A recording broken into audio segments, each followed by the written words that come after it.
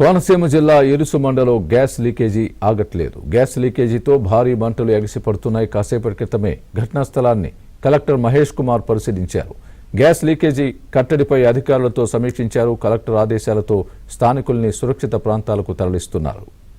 ఇరుసుమండలో అగ్ని ప్రమాదంపై సీఎం చంద్రబాబు ఆరా తీశారు. మంత్రులు అచ్చెన్నాయుడు, వాసంశెట్టి సుభాష్తో ఫోన్లో మాట్లాడారు. గ్రామస్తులకు ఎలాంటి ఇబ్బందులు లేకుండా సురక్షిత ప్రాంతాలకు తరలించాలని ఆదేశించారు. ఘటనా స్థలానికి ఓఎన్జీసీ సాంకేతిక బృందాలు వెళ్లి మంటల్ని అదుపు చేయడానికి ప్రయత్నిస్తున్నాయి.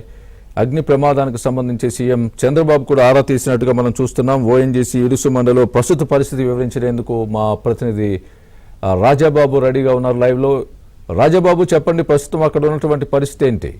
స్వామి, అంబేద్కర్ కోనసీమ జిల్లా ఇరుసుమండకు సంబంధించి ఇరుసుమండలో ఓఎన్జీసీకి సంబంధించిన బావిలో నుంచి మంటలు ఎగసిపడుతున్నాయి. ఓఎన్జీసీకి సంబంధించిన బావిలో నుంచి భారీగా క్రూడ్ ఆయిల్, గ్యాస్ లీక్ అవడంతో మంటలు కూడా ఎగసిపడుతున్నాయి. సుమారుగా 2 గంటల సేపు నుంచి మంటలు ఏకదాటుగా కొనసాగుతున్నాయి.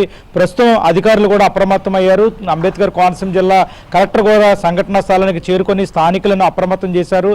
అధికారులను కూడా అప్రమత్తం చేశారు. స్థానిక గ్రామాల ప్రజలను కూడా ఎటువంటి ఇబ్బంది లేకుండా ముఖ్యమంత్రి చంద్రబాబు స్వయంగా ఆదేశించిన నేపథ్యంలో అధికారులు అప్రమత్తమయ్యి ఇక్కడ స్థానిక గ్రామస్తులను కూడా అప్రమత్తం చేసి సురక్షిత ప్రాంతాలకు తరలిస్తున్నారు. పశువులను కూడా పంట పొలాల్లో ఉన్న పశువులను కూడా సురక్షిత ప్రాంతాలకు తీసుకువెళ్తున్నారు.